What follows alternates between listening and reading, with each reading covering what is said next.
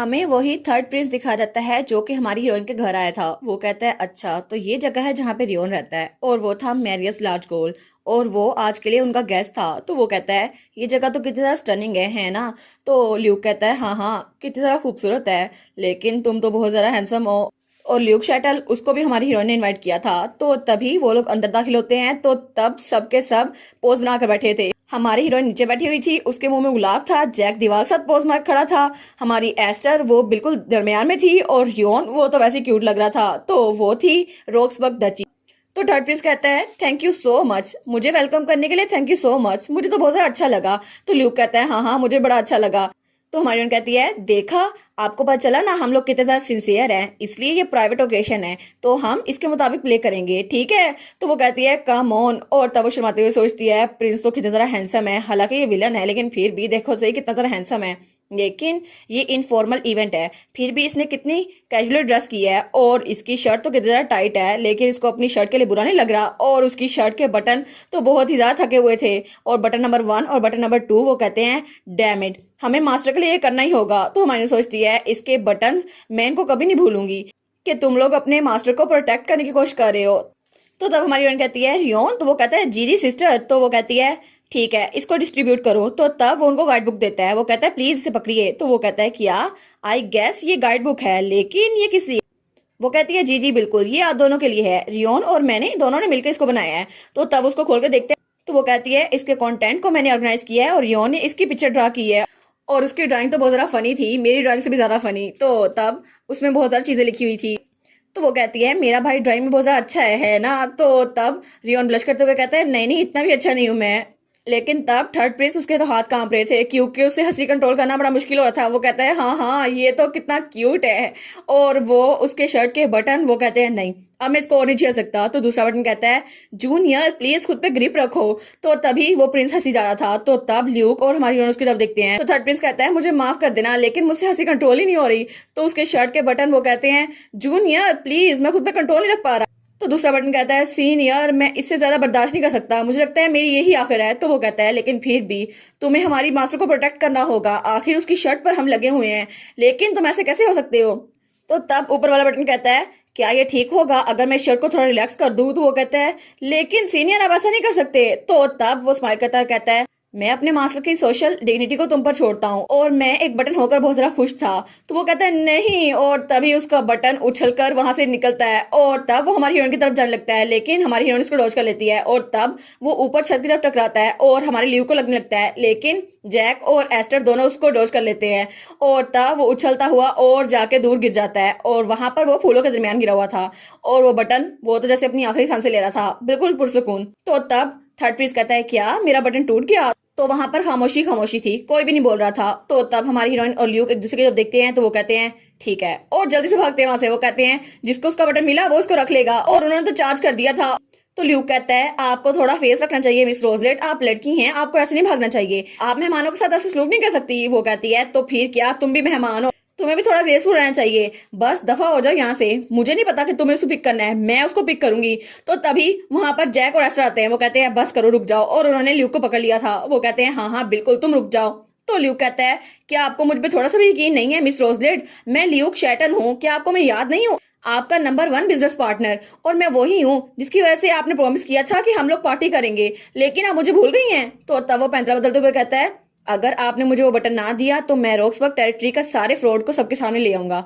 तो हमारी उन कहती है अगर तुमने ये किया तो मेरे पास कोई चॉइस नहीं है, तो मैं तुम्हारे अकाउंट को सबके सामने ले आऊंगी। तो तभी वहां पर रियोन कहता है सिस्टर आप फिक्र ना करे, और वो उन फूलों के दरमियान बैठा हुआ था। वो कहता है मैंने इस बटन को पिक कर लिया है, और उसके हाथ में वो छोटा सा बटन था, और उसके बालों पे वो पत्ता लगा हुआ था, और उसके मुंह पर मट्टी। तो तब वो लोग कहते हैं क्या इसने इसे पकड़ लिया। तो थर्ड प्रिंस कहता है क्या। तो तब ल्यूक और हमारी हीरोइन कहती है क्या। तो जैक और एस्टर वो तो वहां अजीब से खड़े थे। तो जैक कहता है मुझे आखिर कितनी देर इसे देखना पड़ेगा। तो एस्टर कहता है अब आदत डालो, ये पहली बार थोड़ी ना हो रहा है। तो तब रियोन थर्ड प्रिंस के पास आता है, कहता है आपका बटन नीचे गिर गया था, मैं इसको वापस लगा देता हूँ। तो तब ल्यूक और हमारी हीरोइन कहती है ओ नो इसने तो हमारा दिल ही तोड़ दिया, हमें इस बटन को लेना था, लेकिन ये तो कितना जरा क्यूट लग रहा है। तो थर्ड प्रिंस स्माइल करता है और कहता है अच्छा ठीक है फिर तो सारे बटन को दोबारा लगाना होगा शर्ट्स के साथ।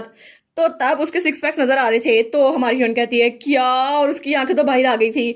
और हमारी हीरोइन कहती है अब मेरे पास कोई रीजन नहीं बची कि मैं अपने भाई को रोक सकूं, ये तो कितना सारा हैंडसम है।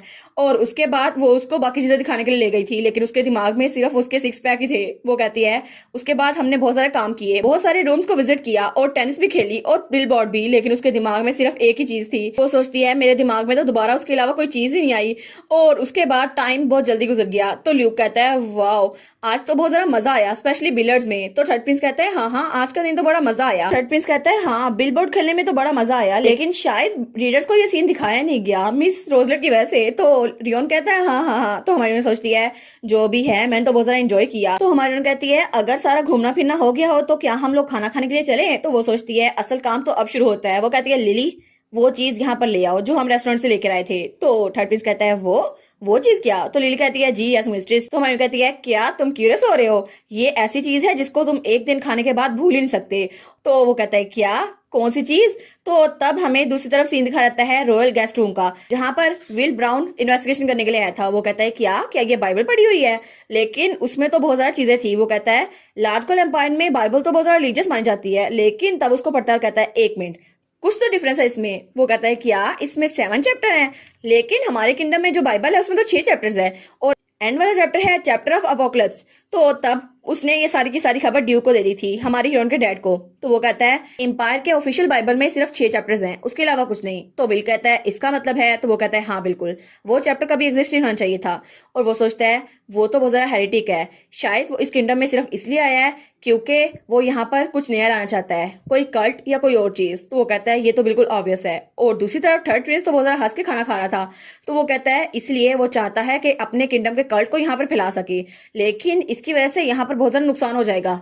और तब वो कहता है लार्ज गोल एम्पायर के सिर्फ 6 चैप्टर्स थे बाइबल्स में, लेकिन 7 चैप्टर अपोकलिप्स सिर्फ इसलिए ऐड किया गया कि अगर वो एक चीज पर यकीन नहीं करेंगे तो वो सबके सब मर जाएंगे। और ड्यूक कहता है वो तो बिल्कुल पागल हो गया है कि हम क्रॉस को उल्टा करेंगे और ऐसा कुछ करेंगे तो तब मेरा रिलीजन ही बदल जाएगा, लेकिन ये तो बिल्कुल कल्ट का हिस्सा है। तो विल कहता है इसका दिमाग तो खराब नहीं हो गया। तो ड्यूक कहता है हाँ बिल्कुल, अगर वो थर्ड प्रिंस है तो मुझे लगता है ये ठीक है, लेकिन अगर सबसे फेवरेट प्रिंस एम्पायर का उसने ये सब कुछ किया, फर्स्ट प्रिंस इसमें इन्वॉल्व है, फिर तो बड़ा मसला हो जाएगा। फिर तो एम्पायर और किंगडम में जो रिलेशनशिप है वो बिल्कुल खत्म हो जाएगा और यहाँ पर जंग भी हो सकती है। तो विल कहता है इसको रोकने का कोई तरीका नहीं है। तो ड्यूक कहता है इसको रोकने का कोई तरीका हो भी सकता है या फिर नहीं। वो पूरी की पूरी रॉयल फैमिली जो बिल्कुल बेकार है, हर वक्त सोती रहती है, वो कुछ कर भी सकती है या नहीं। तो विल कहता है अच्छा तो फिर कौन कर सकता है। ड्यूक कहता है वो मैं हूँ, मैं बहुत ज्यादा टैलेंटेड हूँ और मैंने रोजलेट को बहुत ज्यादा टैलेंटेड बनाया क्योंकि उसकी परवरिश मैंने की है, और वो थर्ड प्रिंस के साथ खुद ही निपट सकती है, इसलिए तुम फिक्र ना करो, रोजलेट इस सबको अच्छे से संभालेगी। लेकिन दूसरी तरफ रोजलेट वो तो थर्ड प्रिंस के साथ पार्टी करने बिजी थी, उस बेचारी को तो पता ही नहीं था कि उसका डैड कितनी सारा एक्सपेक्टेशन लगाए हुए है, और वो तो उसके साथ बैठ के ड्रिंक कर रही थी। और इसी के साथ ये वाला पार्ट यहीं पर ख़त्म। तो आप लोग बताइएगा आप लोग को ये पार्ट कैसा लगा, और वीडियो को लाइक और चैनल को सब्सक्राइब लाजमी कीजिएगा। बाकी वीडियोस का लिंक भी स्क्रीन पर नज़र आ रहा होगा, तो काइंडली उनको भी चेकआउट कर ले। और thank you so much for watching my videos. Stay safe, bye bye.